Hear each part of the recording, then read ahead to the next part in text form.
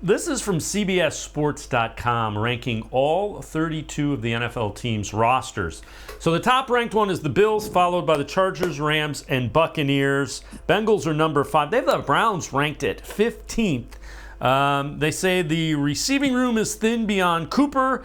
The line lost J.C. Tretter. The secondary is still banged up, and Deshaun Watson looks like a lock to miss significant time. Is the rationale behind that.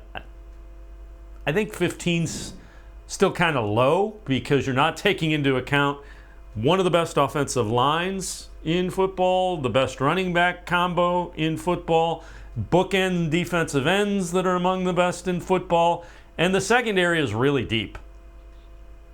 Yeah, I have a hard time, seeing how the Browns are 15 and 10 whole spots behind the Bengals. In fact, they should at least be neck and neck. I know there's obvious concerns about, how much time Deshaun Watson's going to miss this season in terms of a suspension, but you look at the rest of the things that we're kind of talking about. I know Amari Cooper is really the only true veteran on this team, but you still also have to kind of figure out who's really good at receiver when they have a really quality quarterback available, as far as, where Donovan Peoples-Jones is in his growth, where Anthony Schwartz is coming into year 2, how good David Bell can be right away. And, the secondary banged up.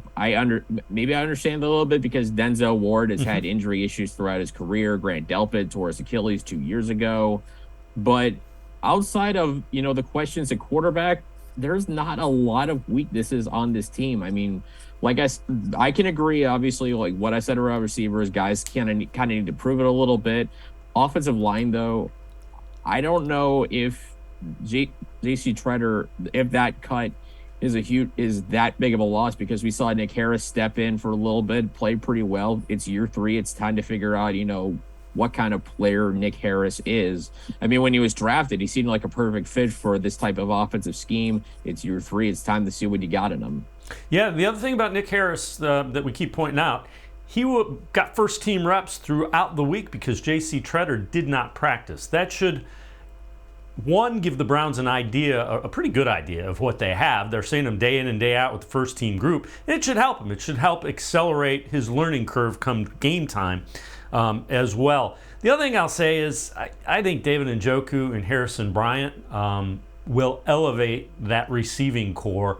I think both of them could have pretty significant years.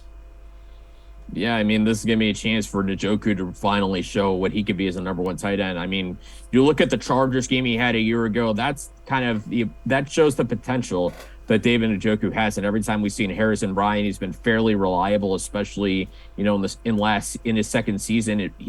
Once he got past the fumbles from his rookie season, he really started to look more of a solid player. So that's a pretty darn good 1-2 combination at tight end.